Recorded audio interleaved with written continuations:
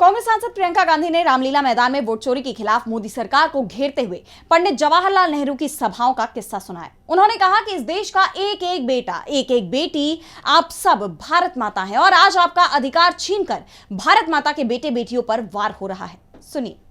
ये वोट क्या है, इसकी कीमत क्या है हमारे जीवन में, इसको समझना बहुत जरूरी है।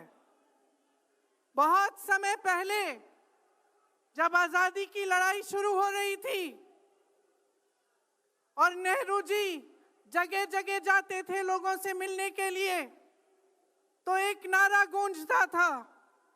जब वो पहुंचते थे तो देश की जनता भारत माता की जय जयकार करती थी।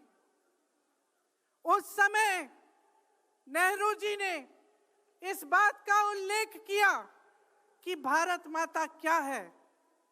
उन्होंने कहा कि भारत की प्राकृतिक संपत्ति, भारत की नदियां, भारत के पहाड़, भारत के खेत तो भारत माता है ही, लेकिन भारत की जनता, भारत का एक एक बेटा, एक एक बेटी, जो इस धरती का पुत्र है, जो इस धरती की पुत्री है, वे सब भारत माता के अंश हैं।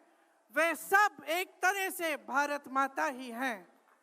और इसी सोच, इसी भावना ने हमारे संविधान को बनाया। इसी भावना ने आप सबको एक एक वोट दिया, जिससे आपका सबसे बड़ा अधिकार सरकार को चुनने का, सरकार को गिराने का आपको मिले।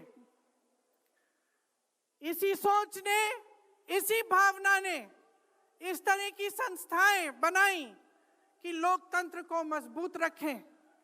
कैसी संस्थाएं थी ये? न्यायपालिका, मीडिया, संसद, ये राजनीतिक दल जिसका हम भाग हैं, विपक्षी दल, सत्ता पक्ष के जो नेता हैं वो, चुनाव आयोग, ये सब जनता के हित की रक्षा के लिए बनाए गए। इसीलिए जब आज हम देखते हैं कि इन सब संस्थाओं को कुचला जा रहा है, तो एक एक भारतवासी को उठना चाहिए, जागना चाहिए और ये समझना चाहिए कि जो वार हो रहा है वो सिर्फ इन संस्थाओं पर नहीं, लेकिन हम सब पर, आप सब पर, एक एक देश के पुत्र पर, एक एक देश की पुत्री पर वार हो रहा है।